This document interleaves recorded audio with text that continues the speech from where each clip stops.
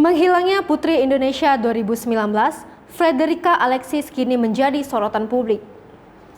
Sang ibu, Yulia Pierce, mengaku bingung dengan keberadaan anaknya yang tak bisa dihubungi. Yulia Pierce telah membuat laporan kehilangan ke kantor polisi demi bisa menemukan di mana anaknya tengah berada.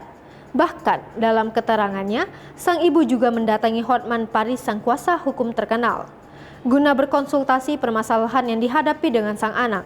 Yulia semakin kebingungan karena mendapatkan surat dari sosok orang yang dikenalnya.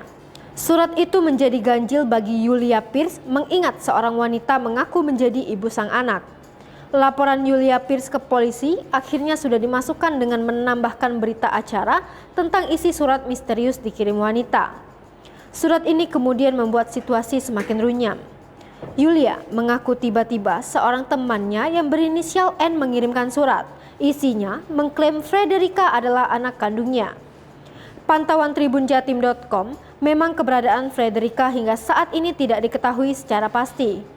Sang ibu pun sempat menceritakan alasan dan pemicunya tak memiliki hubungan baik dengan sang anak. Kepada sejumlah awak media, Yulia Pierce mengaku sudah tak lagi tinggal serumah dengan putrinya.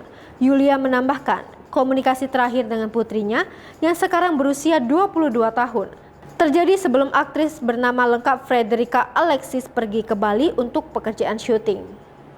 Hai pemirsa Selipopo TV, jangan lupa komen, like, dan subscribe, serta tonton terus berita-berita terupdate lainnya ya.